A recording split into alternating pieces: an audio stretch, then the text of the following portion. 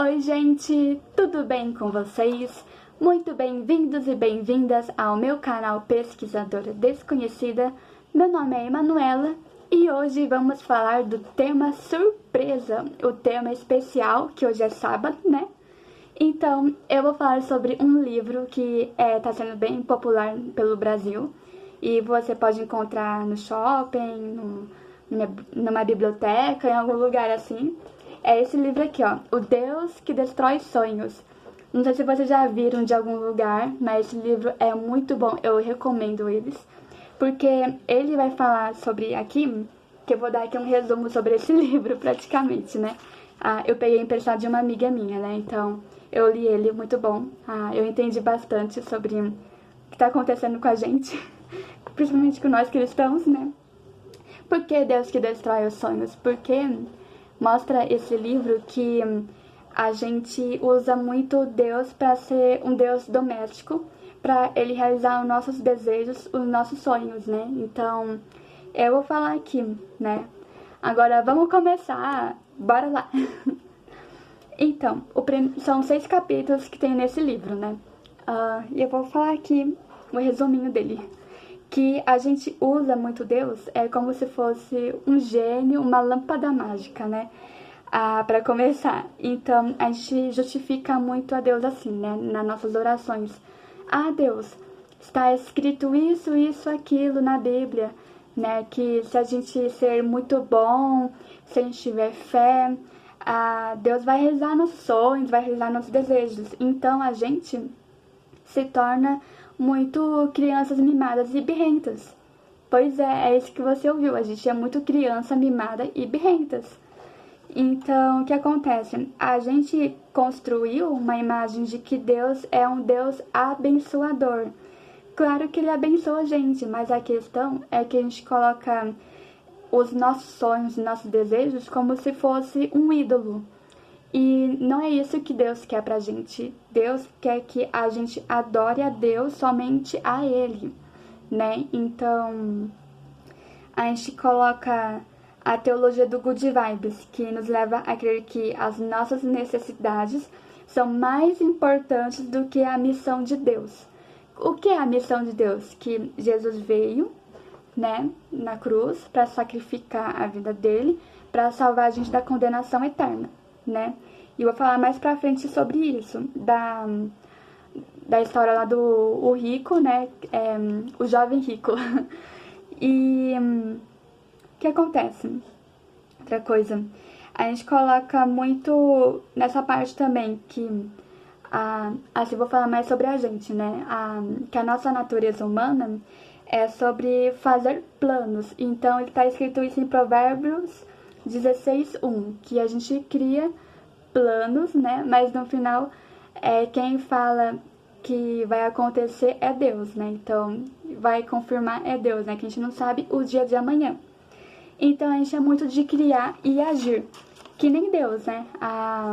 Assim como Deus criou a natureza, criou o planeta, o universo, criou a gente, né? A gente também. Então, é como se fosse uma parte da nossa herança de Deus, né?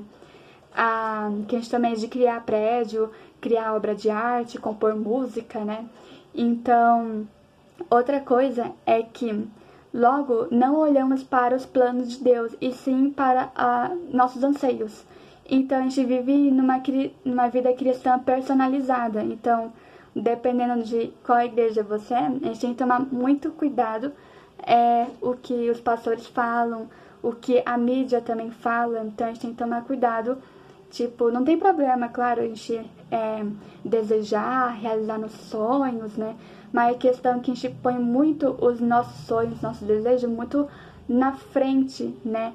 É como se fosse primeiro plano nosso, né? Do que Deus. Então, tem duas coisas na gente. Vou falar a verdade. A gente é escravo de alguém. Então, tem 2 senhores que vocês já devem ter ouvido. O escravo, ou você é escravo do mal, ou você é o escravo do bem. No caso, ou você é o escravo do mundo, que, claro, oferece muitas coisas, que seduz a gente a fazer muitas coisas que o mundo quer, ou você é o escravo de Deus, que Deus quer usar a gente para a honra, a glória, as obras boas que Deus tem a oferecer pra gente. O que acontece? O mundo, ele vai oferecer muitas coisas para vocês, assim como para mim. Então, por exemplo, de você gastar muito a sua energia em festa, em balada, ou pessoas que não vão te dar, como pode assim, não só apoio, mas não vão concretizar na sua vida, né? Não vai trazer algo a mais na sua vida, só vai trazer essas coisas, né? Festa, diversão, felicidade, mas é uma coisa momentânea que logo se acaba. Então, tudo isso, o seu sonho, seja o que for, o seu carro, sua família, sua profissão, os seus status, um dia tudo isso vai acabar, né? Então, quando Jesus chegar, né, levar a gente, né, tudo isso vai acabar, né? Então, até mesmo a nossa morte, quando a gente vai morrer, as pessoas que falam que são seus amigos não vão estar nem aí com você. Claro, tem gente que vai chorar, que vai sentir sua falta, né? Mas o mundo lá fora, você pode ser famoso, né? Então, ninguém vai olhar mais pra você quando você for morrer, ou quando você não tiver nenhuma utilidade pra eles. Então, essa é a realidade do mundo. Agora, a realidade de Deus é que a gente precisa reconhecer o senhorio de Cristo em nossa vida. Então, Deus fala pra gente matar o nosso ego, o nosso eu, que a gente vive nessa cultura do selfie, né? A cultura moderna. Então, a gente tem que, como a Bíblia fala, vigiar e orar, como eu sempre falo nos vídeos pra você, né? Vigie e ore, né? Então, a gente tem que tomar cuidado de que a gente quer fazer a nossa vida personalizada, né, cristã. Fazer as nossas demandas e as nossas vontades, né? Então, seguindo mais pra frente, os sonhos de um discípulo. O sonho de um discípulo é de sacrifício, né? Sacrificar pelo seu amor, né? Assim como eu falei aqui, né, no começo do vídeo, que Jesus, vocês sabiam que Jesus, ele é o homem mais rico do mundo? Porque Jesus, ele tava lá no céu, né? Tava lá no paraíso com Deus. Então, ele tinha a sua glória, suas riquezas, pedras preciosas, ou rua de ouro, né? Como na Bíblia cita, um palácio, uma coisa maravilhosa que a gente não imagina, né? Que eu nem imagino, na verdade.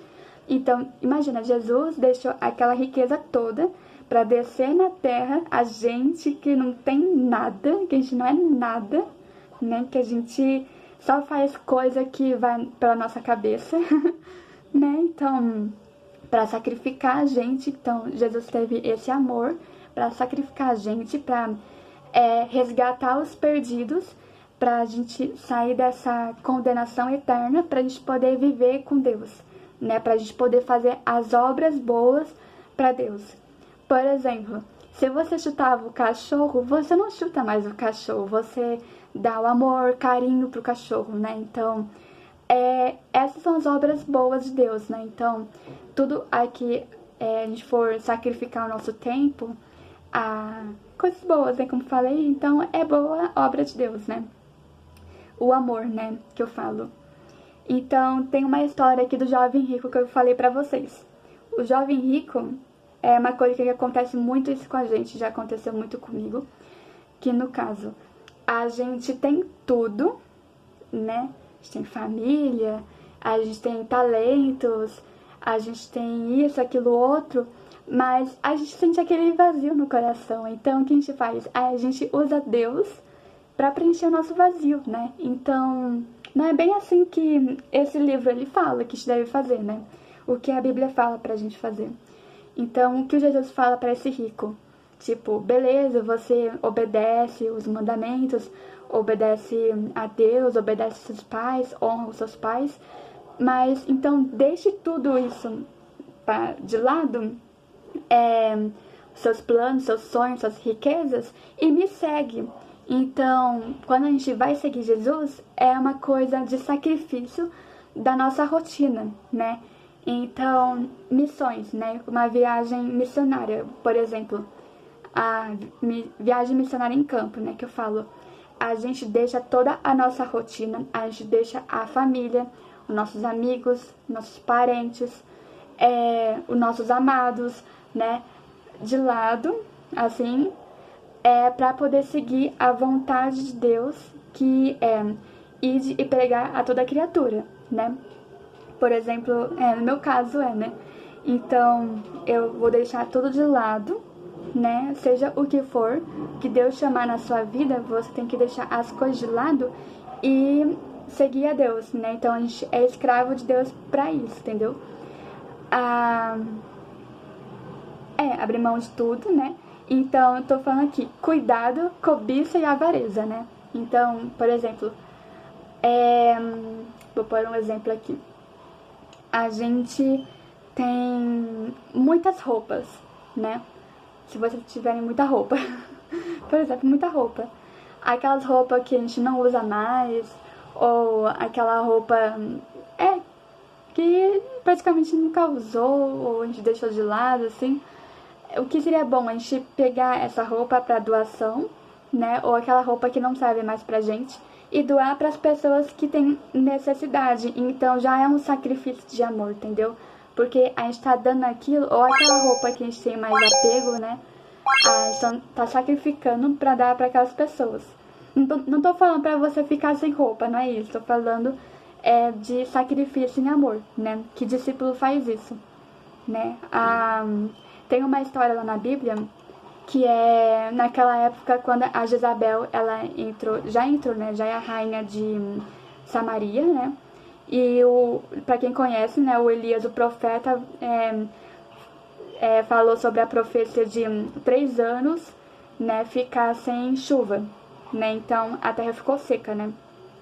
Aí tá, mais pra frente, né? Porque depois Elias o profeta Elias morre, né? A Jezabel também, ela morre conforme a profecia de Elias, que os cães comem praticamente todo o corpo da Jezabel, deixando as mãos e os pés dela, né, para trás, que são os cachorros que comem a Jezabel, que ela morreu, né? Então, o que acontece no final? Tem um discípulo que segue o Elias, que Elias deixa o seu manto para ele, né? Então, Elias, ele sobe para o céu. E eu acho que é Uzias que chama ele. Então Uzias tem um novo discípulo, que para quem conhece a história de Natã, que é um general, só que ele é o inimigo de Israel, inimigo de Samaria, né? E o que acontece? Ele vai lá, o Uzias, né, o profeta Uzias fala para Natã, para ele ir no rio e se banhar porque Natã estava com lepra e que ele queria ser curado, né? Então ele acreditou em Deus e foi curado, né?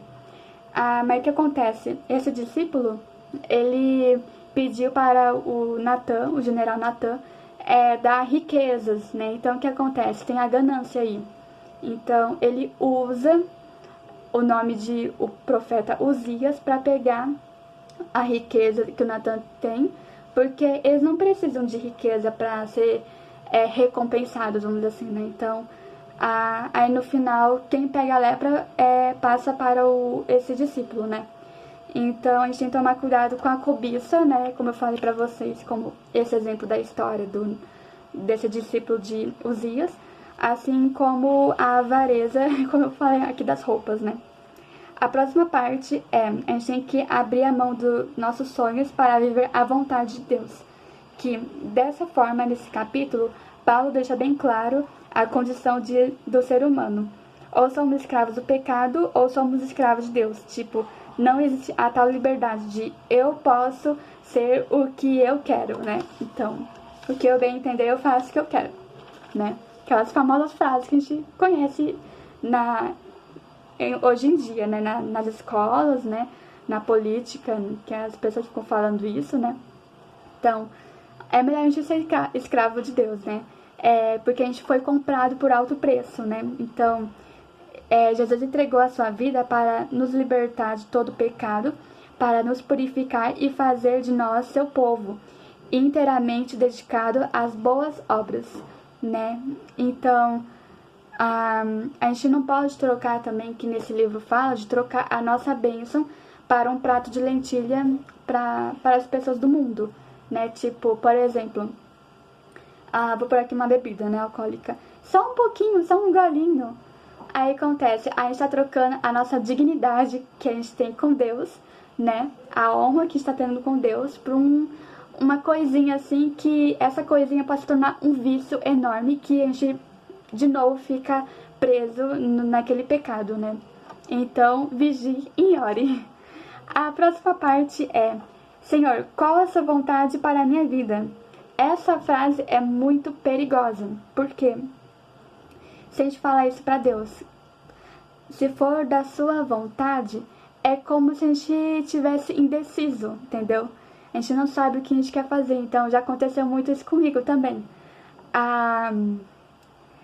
Então, a gente tem que fazer assim, perguntar para Deus se é isso ou aquilo que fazemos, se está certo, vivemos essa dependência de nossa escolha para Deus. Então, a gente está sempre testando, parece que a gente não tem fé, né? A gente fica testando a Deus, né? Então, como se vocês forem ler lá na Bíblia, né? Juízes, no livro de Juízes, os primeiros capítulos que falam sobre a história de Gideão, que ele testa a Deus, né? Sobre se ele deve guerrear ou não contra os filisteus, né? Aí ele fala sobre o manto, né? Se o manto ficar molhado e a terra por volta seca, que é pra eu ir. Aí de novo Gideão testa a terra molhada e o pano seco, né? Então, se você sabe que é aquilo que Deus quer pra sua vida, então vai lá e faz. Não precisa ficar perguntando pra Deus: ai, Deus, é isso ou é aquilo? Então, sabe, fica uma coisa muito chata, né? E o que o livro fala aqui, né? A vontade de Deus já está clara e revelada em sua palavra. Ficar pedindo sinais para Deus é sintoma de imaturidade espiritual e fuga de um compromisso com as Escrituras. Então, deixar Deus estar no nosso centro das vontades dele, ele vai te guiar, né? Então, se você deixar Deus a vontade dele, ele vai guiar você tranquilamente, né? Então, por exemplo, vou pôr aqui no caso que aconteceu comigo ontem, né? Eu faço e vendo doce, né? Então eu peço para Deus, me ajuda a vender os doces, né? Coloca pessoas ao meu redor, né? Então o que aconteceu ontem? Veio 2 pessoas, né?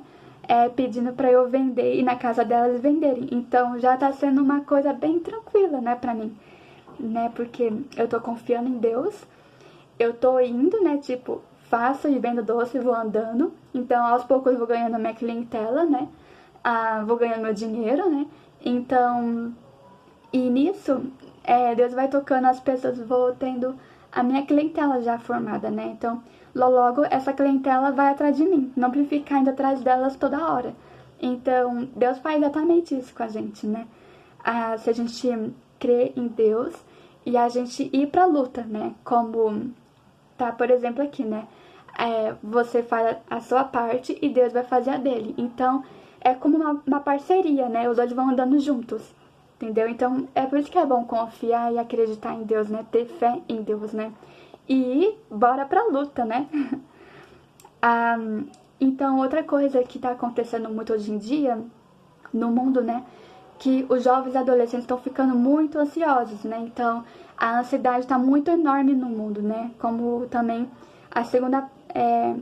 em segundo lugar, a depressão, né? Em primeiro lugar, é a ansiedade que tá tendo hoje, né? Então, o que acontece? A ansiedade é aquilo que a gente não sabe que vai acontecer futuramente com a gente. Então, o que acontece? A gente não tá sabendo descansar em Deus. Então, a gente tem que aprender a descansar em Deus, que tipo, meu desejo tá nisso no coração, eu sei que é a vontade de Deus, então vou descansar em Deus e continuar a minha vida. É isso, né?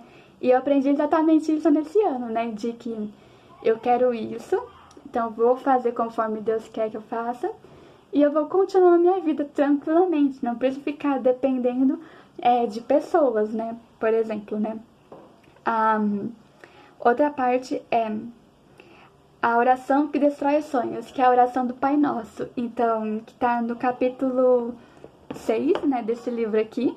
Então, se vocês forem ler, vocês vão entender direitinho que cada parte do estrofe da oração do Pai Nosso tem um significado, né? Então, como os católicos, quando eles vão orando, vão rezando, eles sabem a vontade de Deus, assim, o pão do cada dia, né? Que Deus, ele vai suprir as nossas necessidades, né? Que é o pão a fome, né? Pra gente não ter fome, o pão do cada dia, né? Então, Deus sabe as nossas necessidades, né? Então, a gente vai orando, a gente vai pedindo pra Deus aquilo que a gente precisa, porque a gente pedir aquilo que a gente não precisa, né?